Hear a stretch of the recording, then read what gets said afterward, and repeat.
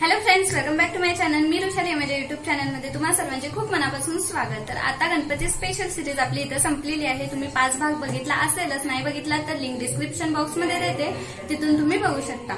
आणि आज आहेत गौरी गणपती विसर्जन. तर आमच्या चंदगडमध्ये गौरी गणपती विसर्जन कशा प्रकारे करतात, आता तुम्हाला तर माहिती आहे 2 वर्ष आपले कोरोनाच्या पिरियडमध्ये गेले तेव्हा काही जल्लोष वगैरे नव्हता, तर ह्या वर्षी बऱ्यापैकी आहे.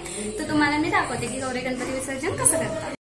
इथे छान असं डेकोरेशन केलेलं आहे ट्रॅक्टरवर गणपती विसर्जनासाठी नेण्यासाठी, आणि सर्व घरातील गणपती या ट्रॅक्टरमध्ये आणून बसवले जातात आणि मिरवणूक काढत गणपती विसर्जन केले जाते.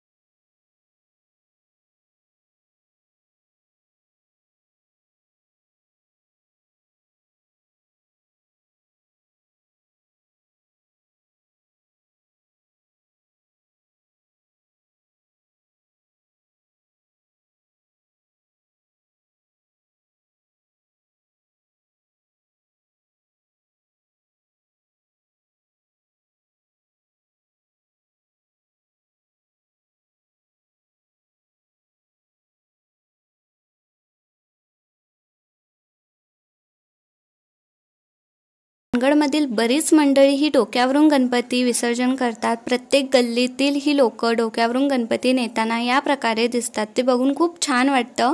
आणि पूर्वीपासून चालत आलेली ही परंपरा आहे की गणपती विसर्जनाला नेत असताना रवळनाथ मंदिराला एक प्रदक्षिणा घालायची आणि मग ते गणपती विसर्जनाला न्यायचे. आणि काही लोक ट्रॅक्टरमधून ही गणपती विसर्जनाला नेतात. तर हा रवळनाथ मंदिराचा समोरचा भाग आहे आणि इथे गणपती ट्रॅक्टरमधून आणलेले आहेत.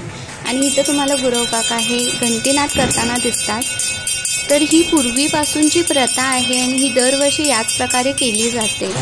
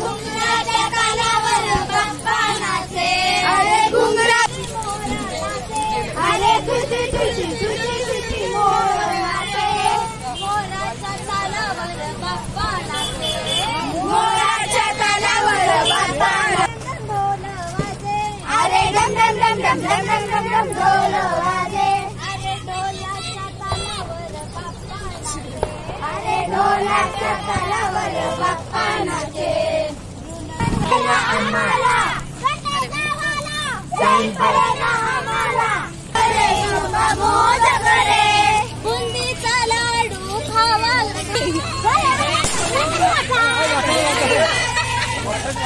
या ताम्रपणी नदीमध्ये गणपती विसर्जन केले जातात आणि नदीमध्ये उतरण्यासाठी या प्रकारच्या पायऱ्या आहेत. तर जे गणपती विसर्जनाला आणले जातात ते जिथं जागा मिळेल तिथे तिथे ठेवले जातात आणि त्यांची पुन्हा एकदा पूजा करून लास्टची आरती केली जाते आणि मग गणपती हे पाण्यामध्ये विसर्जन केले जातात. पाण्यामध्ये कोणत्याही प्रकारचे प्रदूषण होऊ नये त्यासाठी हे सेपरेट पाणी गौरी विसर्जनासाठी ठेवलेले होते. तर इथं ताम्रपणी नदीवर या प्रकारे हे सर्व गणपती ठेवलेले आहेत आणि पुन्हा एकदा या गणपतींची छान अशी आता इथं आरती केली जाते.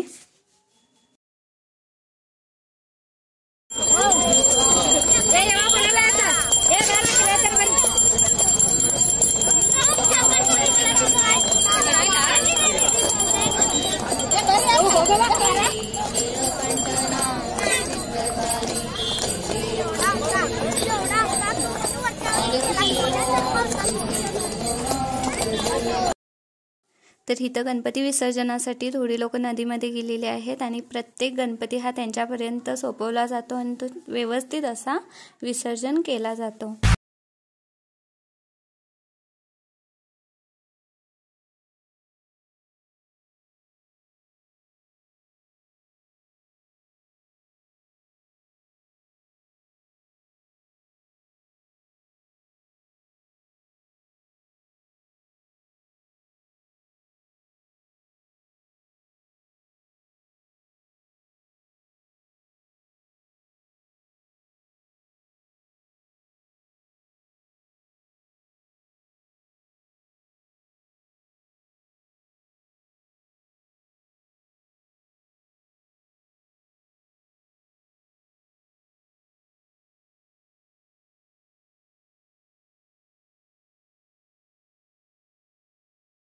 ह्या वर्षी ही गणपतीचं विसर्जन झालेलं आहे.